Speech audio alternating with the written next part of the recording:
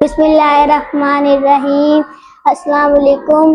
تو آج ہم پڑھیں گے چوتھے خلیفہ کی کہانی، حضرت علی کی۔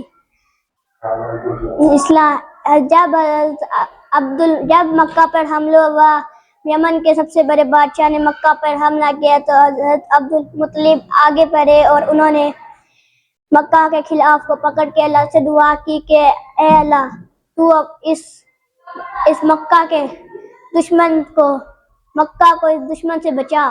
تو آپ اللہ نے ایک میریکل سے ابابیل پرندے سے مکہ کے غدار ابرہہ کو مارا۔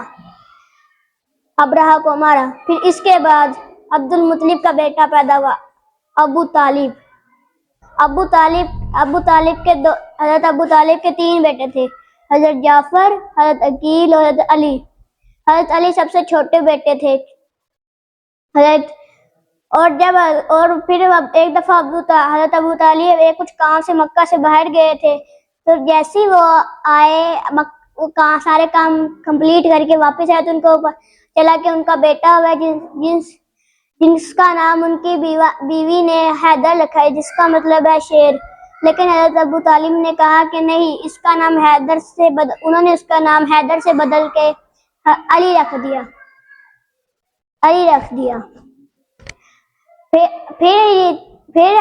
پھر مکہ میں کیا ہو گیا، ایک بیماری پھیل گئی جس سے سارے مکہ کے سرداروں کے بزنس خراب ہونے لگے، جس میں حضرت ابو طالب بھی تھے۔ جیسے ہی آپ صلی اللہ علیہ وسلم کو یہ پتہ چلا تو وہ حضرت ابو طالب کی مدد کرنے کے لیے آگے بڑھے، کیونکہ ابو طالب کے علاوہ چونکہ حضرت صلی اللہ علیہ وسلم حضرت ابو طالب کو ایسے مشکل وقت میں اکیلے نہیں چھوڑ سکتے تھے۔ اور پھر حضرت صلی اللہ علیہ وسلم ایک اسٹیبل بزنس مین بن گئے۔ لیکن پھر حضرت ابو طالب کو پھر سے مسجد ملی تو آپ صلی اللہ علیہ وسلم اپنے چچا عباس کو لے کے حضرت ابو طالب کی مدد کرنے کے لیے چلے گئے۔ لیکن حضرت ابو طالب کے 3 بیٹے تھے، جعفر، عقیل اور حضرت علی۔ جعفر رضی اللہ عنہ کو حضرت ابو طالب نے اپنے پاس رکھا۔ حضرت جعفر کو حضرت عباس لے گئے اور علی جو کہ ابھی 5 سال کے ہوئے تھے ان کو آپ صلی اللہ علیہ وسلم لے گئے اپنے گھر، جن کو دیکھ کے آپ صلی اللہ علیہ وسلم کی بیوی حضرت خدیجہ بہت خوش ہوئی ہوں گی، کیونکہ اس سے 5 سال پہلے آپ صلی اللہ علیہ وسلم کا بیٹا قاسم بن محمد فوت ہو چکے تھے۔ پھر ایسے کر کے ان کے غم ایسے تھوڑا ان کا گھر سے غم ختم ہو گیا تھا، اور آپ صلی اللہ علیہ وسلم نے حضرت علی کو بچپن سے ہی پڑھنا لکھنا سکھا دیا تھا۔ وہ حضرت علی کچھ اور اسکل بھی سیکھ رہے تھے۔ ایسے ہی ہو رہا تھا اور کچھ ہی دنوں میں آپ صلی اللہ علیہ وسلم اپنے گھر سے دور ایک غار کی طرف جانے لگے، اور ایک دن اسی غار میں آپ صلی اللہ علیہ وسلم کے اوپر اللہ تعالیٰ کی وحی نازل ہو گئی۔ پھر آپ صلی اللہ علیہ وسلم پھر آپ صلی اللہ علیہ وسلم کے گھر میں سب سے پہلے حضرت خدیجہ نے اسلام قبول کیا، پھر چھوٹے سے حضرت علی نے اسلام قبول کیا، پھر حضرت ابو بکر صدیق نے اسلام قبول کر لیا۔ اسلام قبول کرنے کے بعد مکہ کے سردار آپ صلی اللہ علیہ وسلم سے بہت ہی زیادہ نفرت کرنے لگے، اور کچھ سردار تو ان پہ ٹارچر بھی کرنے لگے، لیکن ان کے ٹارچر سے آپ صلی اللہ علیہ وسلم ہمیشہ ان کو معاف کر دیتے اور حضرت علی اور حضرت محمد سے اسلام پھیلاتے رہے، اور اسی کام سے حضرت علی اور آپ صلی اللہ علیہ وسلم مکہ میں اسلام پھیلاتے رہے۔ اور حضرت علی کی وجہ سے ایک بہت بڑے صحابی نے بھی اسلام قبول کیا، جن کا نام تھا حضرت ابو ذر غفاری۔ حضرت ابو ذر غفاری کے بعد اسلام مکہ میں سیکرٹ رہا، اور مکہ کے سرداروں نے آپ صلی اللہ علیہ وسلم پہ ٹارچر بھی نہیں بہت زیادہ کیا، جن میں سب سے زیادہ ٹارچر تو بنو امیہ خاندان کا عقبہ نے کیا۔ ایک دفعہ آپ صلی اللہ علیہ وسلم نماز پڑھ رہے تھے تو اس نے حضرت محمد صلی اللہ علیہ وسلم پر اونٹ کی اوجری ڈال دی۔ پھر آپ صلی اللہ علیہ وسلم کے اوپر سے ان کی سب سے چھوٹی بیٹی حضرت فاطمہ نے ہٹایا اس اوجری کو۔ کو اتارا. پھر ایک دفعہ تب عقبہ آیا اور اس نے اپنی چادر لے کر اس کو آپ صلی اللہ علیہ وسلم کے گلے پہ ڈال کے کھینچنے لگا، جس سے آپ صلی اللہ علیہ وسلم کی سانس بالکل بند ہو چکی تھی. لیکن پھر آپ صلی اللہ علیہ وسلم کو بچانے ابو بکر صدیق آگے اور انہوں نے پہلے آپ صلی اللہ علیہ وسلم کو بچایا. پھر عقبہ اور ان کے دوستوں سے لڑائی کرنے لگ گئے. پھر لیکن عقبہ نے کہا کیا کہا تم نے، ہم تمہیں اب نہیں چھوڑیں گے. اور انہوں نے حضرت ابو بکر صدیق کو اتنا مارا کہ وہ بے ہوش ہو گئے، نیچے گر کے زمین پہ. لیکن آپ علی ابھی ان کو ڈیفینڈ نہیں کر سکتے کیونکہ وہ ابھی 6 سال کے ہوئے تھے. 6 سال کی عمر کے بعد آپ صلی اللہ علیہ وسلم نے کہا کہ اب ہمارا یہاں پہ رہنا بالکل ٹھیک نہیں ہے. تو آپ صلی اللہ علیہ وسلم کچھ لوگوں کے ساتھ اور صحابیوں کے ساتھ مدینہ ہجرت کرنے لگے. اور حضرت علی کو سب سے اینڈ میں کہا، کیونکہ حضرت محمد صلی اللہ علیہ وسلم نے کہا کہ تم سب سے اینڈ پہ ہجرت کرنا مدینہ میں سب کی ایمانتیں لٹا کر. تو حضرت علی نے ایسے ہی کیا. اور آپ صلی اللہ علیہ وسلم کو اور مکہ کے سرداروں نے ایک پلان سوچا ہوا تھا جس کو آپ صلی اللہ علیہ وسلم کو پہلے ہی پتا چل چکا تھا. آپ صلی اللہ علیہ وسلم کے گھر میں ایسا حشاشین کو ڈال کے ان کو شہید کر دینا.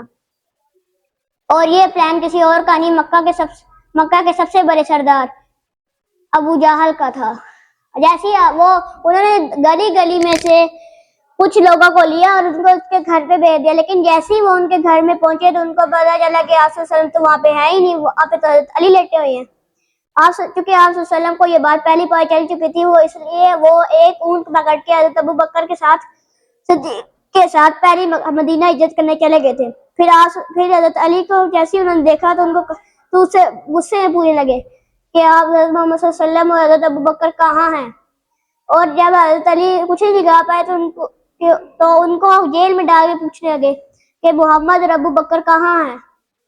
لیکن کیونکہ حضرت علی کو کچھ نہیں پتا تھا اس لیے انہوں نے حضرت علی کو چھوڑ دیا. اور صبح وہ سب کی عمارتوں کو لٹا کر اکیلے بنا کسی اور یا گھوڑے کے مدینہ ہجرت کرنے چلے گئے. اور مدینہ مکہ سے کوئی عام دور نہیں تھا، 450 کلومیٹر دور.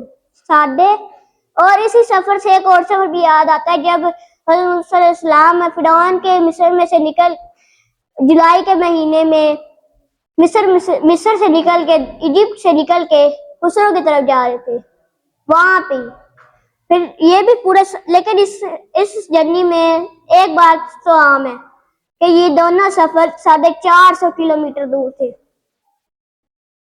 وہ بھی حضرت علی نے جولائی کے مہینے میں جا حضرت علی لیکن آپ صلی اللہ علیہ وسلم یہ مدینہ میں جب پہنچے تو وہ مدینہ کے اندر انٹر نہیں ہوئے، بلکہ مدینہ کے گاؤں یسرت میں دن گزارنے لگے اور حضرت علی کا ویٹ کرنے لگے. لیکن جیسے حضرت علی وہاں پہ انٹر ہوئے تو کیا ہوا تھا، آپ صلی اللہ علیہ وسلم نے آپ صلی اللہ علیہ وسلم حضرت محمد صلی اللہ علیہ وسلم نے کہا کہ علی کہاں پہ ہے. تو کچھ صحابیوں نے کہا کہ وہ 450 کلومیٹر سفر کر کے تھک گئے اور وہ بنا اونٹ کے آئے. تو محمد صلی اللہ علیہ وسلم بہت خوش ہوئے تھے اور کہا علی کو میرے پاس لائے گئے. لیکن پھر صحابیوں نے کہا کہ وہ چل چل کے بالکل تھک گئے، ان کے پیروں پہ چھالے بن گئے. تو آپ صلی اللہ علیہ وسلم خود حضرت علی کے پاس گئے اور ان کے پیروں پہ اپنے ہاتھ پھیرے جس سے ان کو تھوڑا سا آرام پڑا. لیکن جب حضرت محمد صلی اللہ علیہ وسلم پہ ان کی اللہ تعالیٰ کی طرف سے وحی نازل ہوئی تھی، اس کے بعد اللہ تعالیٰ کا ایک پیغام بھی آیا تھا کہ اپنے خاندان والوں کو اسلام کی دعوت دو. تو آپ صلی اللہ علیہ وسلم نے ایک خاندان کی دعوت لکھی اور پھر حضرت علی کو اس کے کھانے کی ذمہ داری دی، جس میں کہا جاتا ہے کہ وہ اچھا انتظام تھا، جس میں بکری کے پائے اور دودھ بھی شامل تھا. پھر آپ صلی اللہ علیہ وسلم اپنے تخت پہ کھڑے ہوئے اور کہا کہ یہ جرنی ہے اسلام کی اور کون اس مشن میں میرے ساتھ دے گا. اور تب حضرت علی کی آنکھوں میں ایک بیماری بھی تھی، کنجکٹیوائٹس.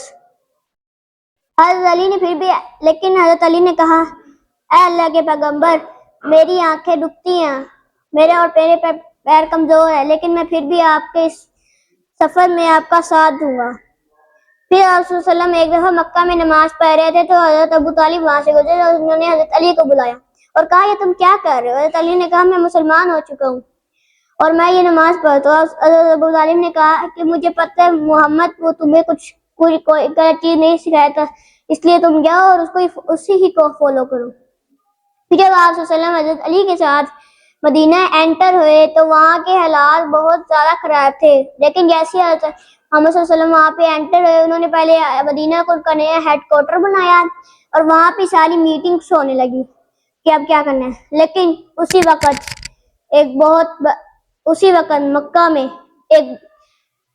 مکہ کے سرداروں نے 1000 کی فوج بنائی اور مدینہ پر حملہ کر دیا، اور اس جنگ کا نام تھا جنگ بدر، مسلمانوں کی پہلی جنگ تھی جنگ بدر، جس میں اور حضرت علی ٹھیک ہے، اور جیسے مدینہ والوں کو پتہ چلا تو وہ 313 کی فوج لے کے 1000 کی فوج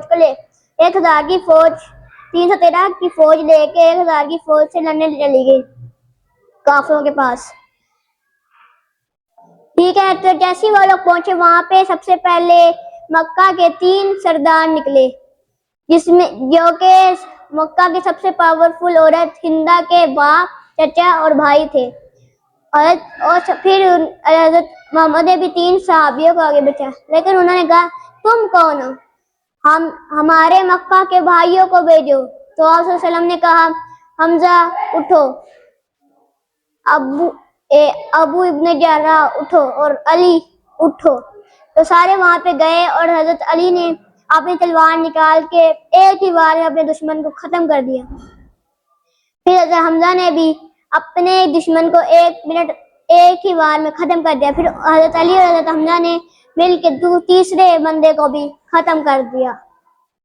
ختم کرنے کے بعد جنگ بدر شروع ہوئی۔ پھر حضرت علی نے حملہ کر دیا۔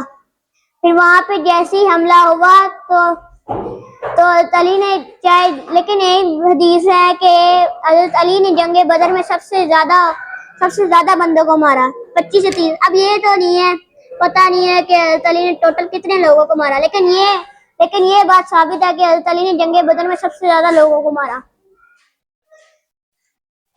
اور جنگ بدر میں سب سے زیادہ لوگوں کو مارا۔ ٹھیک ہے، جیسی جنگ بدر ختم ہوئی تو مدینہ والے بہت خوش ہوئے تھے، لیکن آپ صلی اللہ علیہ وسلم کو ایک پتہ چلا کہ ان کی بیٹی رقیہ بہت بیمار ہے۔ لیکن اس کے بعد صلح حدیبیہ کی باری ابھی بعد میں آئے گی، تو ہم آگے بات کریں گے۔ جب مکہ کے حالات ٹھیک ہونے لگے اور ایک بات سچ تھی کہ ایک حدیث ہے کہ یہودی مصر سے نکل کے رومن امپائر سے نکل کے، یعنی ہٹلر کی جگہ رومن امپائر کے بادشاہ نے بھی یہودیوں پہ بہت ظلم کیا تھا، اور انہوں نے اور یہودیوں نے کہا عربوں سے جنگ کرنے لگ گئے، لیکن یہودی ہار جاتے تھے، لیکن انہوں نے کہا کہ دیکھنا ایک دن میرا پیغمبر آئے گا اور تم لوگوں کو ختم کر دے گا، اور عرب بھی اس سے جلنے لگ گئے کہ کہیں ان کا پیغمبر آ کے ہمیں نہ مار دے۔ لیکن جیسے آپ صلی اللہ علیہ وسلم پیدا ہوئے اور ان کو پتا چلا کہ وہ بھی عرب ہے، عرب نے، تو انہوں نے کہا یہ ہمارا پیغمبر ہو ہی نہیں سکتا۔ کچھ یہودیوں نے اسلام قبول کیا، لیکن جیسے ان کو اسلام قبول کیا تو یہودیوں نے ان کو مار دیا جیسے یہودیوں کو مار دیا، اور کچھ یہودی خیبر میں ان کا انتظار کر رہے تھے، خیبر کو ان نے اپنا ہیڈ کوارٹر بنا لیا تھا، پھر وہاں پہ وہ انتظار کرتے تھے، لیکن انہوں نے پھر پتا چلا۔ پھر اس کے بعد باری آئی حضرت علی کی، جب حضرت علی کو آپ صلی اللہ علیہ وسلم نے ذوالفقار عطا کی، جو کہ سب سارے تلواروں سے الگ تھی، کیونکہ اس کے 2 منہ تھے اور وہ 150 کلو بھاری تھی۔ پھر باری آتی جنگ احد کی۔ احد مسلمانوں کی دوسری جنگ تھی، جس میں 2 چیمپئن باہر نکلے۔ پہلا مکہ والوں کا چیمپئن طلحہ، پھر دوسرا ہمارا چیمپئن حضرت علی۔ اور پھر جنگ شروع ہوگی، جس میں حضرت علی نے ایک ہی بار میں طلحہ کی ٹانگ کاٹ دی، پھر طلحہ کے اوپر تلوار ٹانگ دی، اور طلحہ اس سے اپنی جان کی بھیک مانگنے لگا۔ دیکھ اب مکہ وغیرہ کا وہ چیمپئن جو کہ پہلے بڑی بڑی باتیں کر رہا تھا کہ میرے سامنے آؤ میں تمہیں مار ڈالوں گا، کوئی بھی آئے گا میں اس کو ختم کر دوں گا، اب وہی اپنی جان کی بھیک مانگنے لگ گیا حضرت علی سے، اور حضرت علی نے پھر اپنی تلوار چلا دی، اور عربوں نے عربوں نے نعرے لگنے لگ گئے. عربوں نے نعرے لگائے